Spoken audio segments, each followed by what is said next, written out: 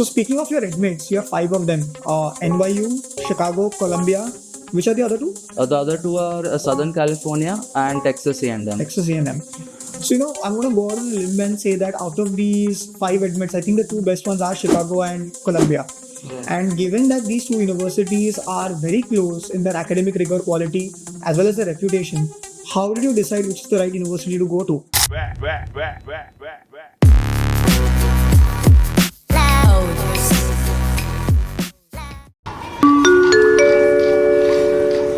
Welcome to the podcast, viewers. So in this episode, we have Aditya with us. Now, Aditya has completed his undergraduate degree in computer science from BITS Pilani.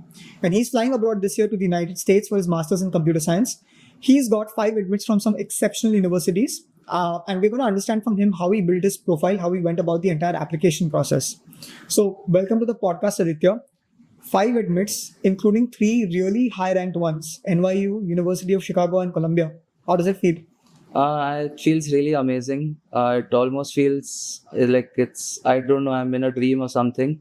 But I knew this process was going to be competitive from the start. And I did expect to get into these colleges based on what I had done in my undergrad. But, once that realization hit that, I've got into these universities, it's amazing. I can't describe it in words. So, I think the first question that viewers are going to have is, what does your profile look like? Because you've achieved such strong admits. So could you tell us a bit about, your GPA, your GRE scores, any project or research work that you've done? Yeah, so I'm graduating from BITS Pilani Goa Campus this year with a GPA of 9.2. Okay. And my GRE score was 323. Apart from that, during my undergrad, I did a lot of internships, specifically research internships. And those were where my research projects, research papers came to be. And I have a total of 4 research papers that were presented at international conferences, and 2 of them were from these internships that I talked about, and 2 were from college professors. Got it. So I'm going to come back to the the international projects and the international research internships. So before that, I want to clear something. So common assumption that students in India have is that, someone from an IIT, NIT or BITS is anyway automatically going to get into a top ranked university because their undergraduate institution is so high ranked. So is that really true? Like, what about your friends from BITS Goa? Like, have they all received good admits, or are there few who actually did not get good admits? So the first point there is that very few from my college actually applied for masters because of specifically the scene in US, as we know. Yeah. And secondly, the people who did apply there, they were people who had really high GPAs and they had really good research work, and they got into colleges like CMU, UIUC.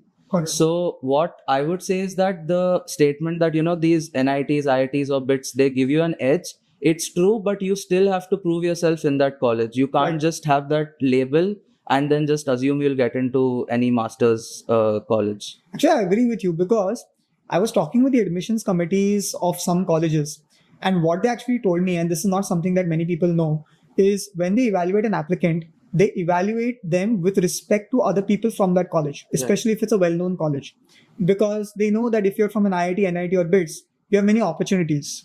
And so actually, if you're from these colleges and you do nothing for 4 years, it actually backfires. It looks even worse. Right. Because if you were from an average college, then the admissions committee doesn't expect you to have those many opportunities as well. So I completely agree with you. Like, if you just sit in college and don't do anything, you're not going to get through. Great. So now coming back to your international conferences and papers, you mentioned that there were 4 of those which you presented abroad. And I'm sure that added a lot of credibility to your profile.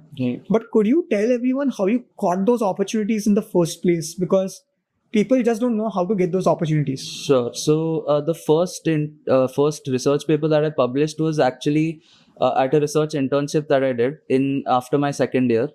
It was during the summer, and it was with a data analysis station of ISRO called NESAC. Okay. So that was where my first research work was done, where I, got into that mindset of, how research happens. And then from that, I then decided to approach one of my professors in college to, ask them if I can help them on a research project. That was where that project went on for a year, and then that's where my second paper got published. And then my third one was at another research internship at TCS Research. So there I worked in the summer again after my third year. And over there, I actually worked on what my current specialization that I want to work on, which is basically using Agentic AI in the field of coding systems. Got it. So that was where my third paper was, and my fourth paper again came with a college professor at the end of the third year, because I was, sort of doing multiple things at the same time. I was working with two professors during college and these two internships. So that's where those 4 papers came from. So you're saying that you actually had to do a lot of proactive outreach, whether it is the ISRO thing or reaching out to professors in your college. So it's not like these things actually just landed upon your lap. Yeah, definitely. So, I mean, the internships, I had to again, sit for interviews and be selected for that internship before getting an opportunity to work there. And even the college professors, I had to, first of all, be active in their class. So they at least, try to make, like, I should be stood out in the class, so that they know who I am, and then I can approach them saying that I want to work with them, and these are my research interests. Can I work with you? So you basically start somewhere and you build off on that, and you leverage that experience to get further opportunities. Right. That's how you do it. Got it. Now, the 4 international conferences that you presented at, which cities were those in? Right. So one of them was in Austria. Then the other one was actually in California. And the other 2, they were sort of in a hybrid mode. So I got to do it from India itself. I didn't have to go to the conference. So they were... Greece? Was it Greece? Yeah, it was Greece. Yeah. Right. It was Greece, and I'm forgetting the 4th one. That's fine. But it was hybrid, so... Got it. So you presented papers at 4 international conferences. I'd just like to know, how is it presenting to international, audience? Do they expect the same as Indian audiences, or do they judge you by a higher standard? So the first thing is that everyone who comes there is a researcher. In the end, they just want to learn about what your research work is and just get their doubts clarified. Okay. So it doesn't matter if you're an Indian or you're from the US. In the end, you should just be able to convey your work properly and answer the questions to their satisfaction. Got it. And I've seen a lot of students who technically are very sound, but they don't apply to these conferences for the fear of presenting to others. So I want to ask you, like, you presented 4 different places and probably at a national conference before that.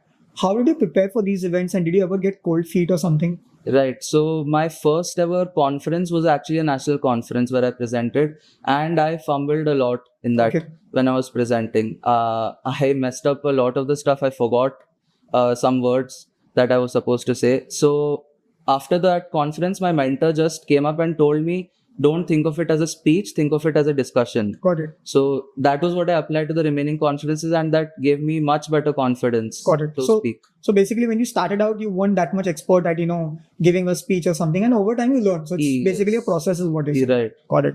So now talking about the programs that you've applied to and you've gotten into, you got into Masters in Computer Science programs. Have you thought of any specialization that you would like to pursue within that? Right. So I do like to specialize in specifically in machine learning, and more specifically, I want to try to see how we can use Agentic AI, which is the up and coming field, for developing coding systems and automation. Okay. So, Agentic AI is a very new topic. People aren't aware of it. I think it's only the last 2 months where people have started talking about it. Could you just briefly tell the audience what Agentic AI is and how it differs from generative AI? Yeah, sure. So Agentic AI, you can think of it as a factory of AI agents. Okay. So each AI agent is an LLM. Okay. So you have like 100 chat GPTs. They are in a group. Okay. And they are just working together to get the problem solved. Got it. So could I consider it as my own team of interns or employees who are doing things for me without actually asking me too many questions? Like they're making decisions on the fly? Yeah, basically. They are using their own reasoning based on what they're trained, and they're coming up with a solution to whatever problem you give them. So is this the next big thing in AI? It is. So many companies are actually heading towards that. OpenAI is going to soon open up its own agentic workflows, which will allow you to automate your tasks, your daily tasks, like, sending emails or, reading LinkedIn posts and replying to them. It is going to open up a lot of avenues.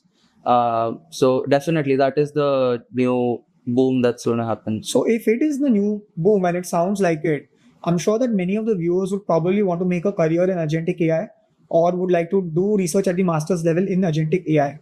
So if someone were in college today and were planning to build a career in that field, what skills do you think he or she should be building? And maybe you can talk about technical skills as well as maybe some soft skills that you think are useful. Sure. So firstly, learning the basics of pure CS concepts like data structures and algorithms is completely essential. Whatever field of research you're going in, whatever specialization Okay. you're going in, that is definitely something to do. And the other thing is you should be aware of the libraries like PyTorch and TensorFlow, which are basic neural network libraries, and you should learn how they work. Because if you're trying to, let's say import a LLM, you need to know how these libraries work, how to import that LLM, how to use its functions, Got those it. sort of things. Got it. So you're saying at a conceptual level, data structures and algorithms are very important, and from a tool point of view, PyTorch and TensorFlow, Yes. because that is what is used in this field. Right. And would you say that learning these things through a certification is the way to go, or learning these things through projects is the way to go? So certifications will add to your resume. Okay. And if you want to apply for a job, definitely that will help. But for me personally, I've learned more from my personal projects. Just tinkering around with the libraries, trying to make your own thing, small projects at home. That's where I learned the most. So practical experience is definitely better. Right. So at the beginning, you mentioned that you got a 323 on the GRE. Yes. That's a great score. That puts you, I think, in the top 10% of people who've taken the test. How did you prepare for the test, and how long did it take? Right. So I prepared for almost 5 months before I gave my GRE exam. My preparation was mainly based on, consistency. I would try to daily, first of all, learn meanings of words. There are multiple words that we need to learn for the verbal section of GRE. So that was one thing that I did daily. And the second thing that I did was taking 2 exams per week, be it topic-wise tests or, full-length tests. That was the second thing that I did. So those were the 2 things that, helped me to prepare for GRE. I think that's very good insight. I think one reason why kids get overwhelmed when it comes to GRE prep is they look at the syllabus and they say that, okay, I've got to do this in 3 months. But when you boil it down, for English, the place where we struggle is vocabulary. Yes. So you solve that one thing and 90% of your headache in verbal is gone. Right. And same thing with math. It's not like we don't know the concepts. It's high school math. It's just a question of practice. Right. So to practice in a timed environment, which is what a test is, then you're good to go for math as well. So I think that's a great strategy. So consistency followed by vocabulary and regular testing. Right. This was your strategy. All right. Now coming to your applications, when did you actually start drafting your application documents, SOPs and LORs? And when did you apply to universities? Right. So I started drafting them around 4 months before the applications actually opened.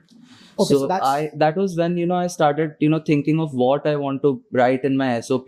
Correct. But let's say something like an LOR that is required for the application, that I had to approach my professors almost 6 months before that.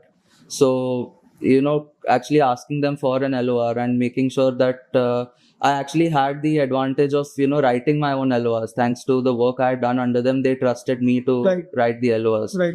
So I would say around 6 months before before the applications opened up is when I started. Yeah, so it does take that much time. Right. And then I'm guessing you would have had to customize the university specific paragraph in your SOPs also per university. Per university, and some universities had completely different structure. They had different questions. Yeah. So you have to start in advance. Yes. So speaking of your admits, you have 5 of them. NYU, Chicago, Columbia.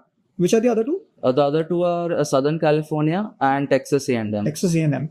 So, I'm going to go out on a limb and say that out of these 5 admits, I think the 2 best ones are Chicago and Columbia.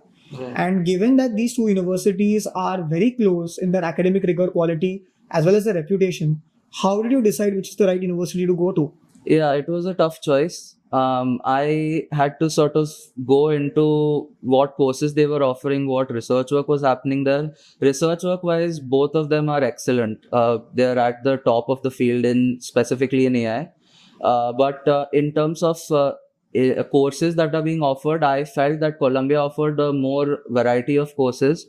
And secondly, the thing that I liked about Columbia is that they allow you to do a specialization in a particular track, which Chicago did not have. Got it. So that is what made me lean towards Columbia. So it is basically curriculum related stuff, the coursework and the fact that you could specialize in one area. Right.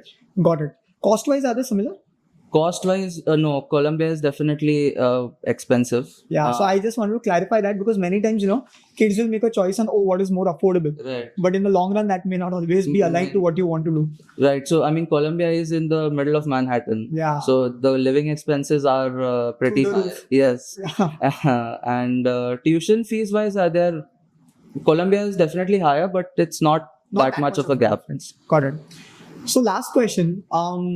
If you were to do the entire process again, what would you do differently and why? Okay. So, firstly, the thing that I felt that I should have done differently was start my GRE prep earlier. Okay. Started maybe 1 year before. I started it a bit late, according to me. I felt that I would have gotten more time to, practice, make more mistakes before I gave the actual GRE exam. That is definitely one thing. And the second thing is my research projects that I did in college, although they were all, tailored, like in the field of AI, they weren't, that close to each other in terms of the subfield that they were in. So maybe, if I would have planned my research projects better, I would have been able to tell a better story in my SOP. Got it. And gotten a better outcome. Got it.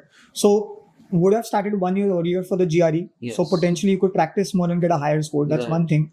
And second thing is probably plan your research work so that they would have some sort of common thread which would allow you to build a better narrative for your SOP. Right. Got it. So anyway, thank you for doing this, Aditya. Thank you. This has been great. All these insights are going to be very valuable to anyone who wants to apply to top tier universities in the US next year.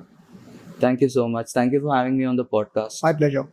So thank you for tuning into this podcast, viewers. I hope you enjoyed this. We'll get more such episodes for you. We would appreciate it if you share this video to your friends for them to view. If you subscribe to our channel, keep watching this podcast and see you in the next one.